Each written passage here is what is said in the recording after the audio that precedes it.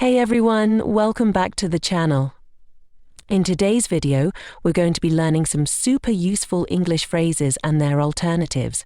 These expressions are often used in everyday conversations, and I'll show you how to swap them with other phrases that mean the same thing. Ready? Let's dive in. The first phrase, hit me up.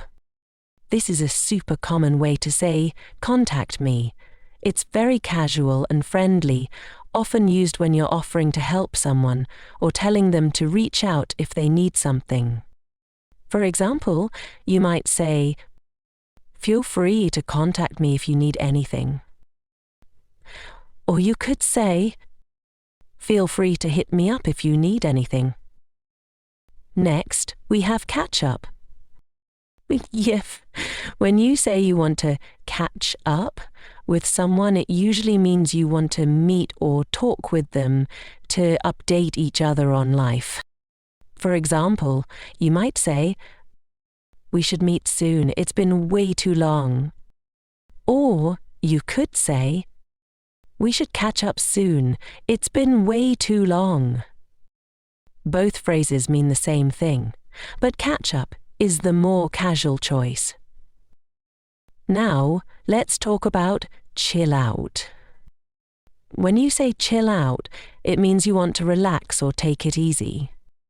For example, I plan to relax this weekend. Or you could say, I plan to chill out this weekend. Chill out is a bit more informal and often used with friends, while relax can be used in any situation. Up next is hang out. This one is all about spending time with someone in a relaxed way. You might hang out with friends, family, or anyone really. For example, let's spend time together tomorrow. Or you could say, let's hang out tomorrow. Hang out is super casual, perfect for friends, while spend time is a little more neutral and can be used in any setting. Moving on to stand by. When you say stand by, it often means you're waiting or ready for something. You might be waiting for a call or for someone to finish something. For example, I'll be doing something while you finish up. Or you could say, I'll be standing by while you finish up. Standby is great when you're just waiting around, but doing something is more general and can refer to any action. Next, we have look around.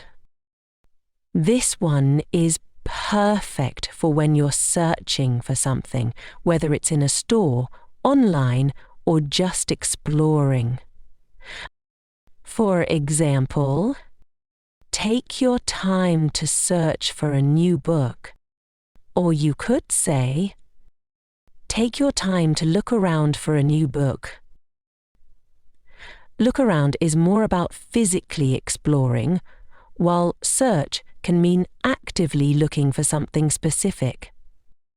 Let's move on to drop in. If you drop in, it means to visit someone unexpectedly or casually. For example, I'll visit you later today. Or you could say, I'll drop in later today. Drop in is very casual and used for spontaneous visits, while visit can be used in both formal and informal settings. Now, let's talk about fed up. When you say you're fed up, it means you're frustrated or tired of something. For example, she's frustrated with her job. Or you could say, she's fed up with her job. Both of these phrases show frustration, but fed up has a more emotional tone, while frustrated is a bit more neutral. Lastly, we have to be up to. This phrase means you're doing something or are busy with an activity. For example, what are you doing tonight? Or you could say, what are you up to tonight? Up to is a more casual way of asking what someone is doing, while doing can be used more formally.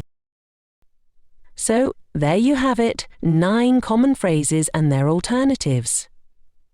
Now you can switch things up in your conversations to sound even more natural.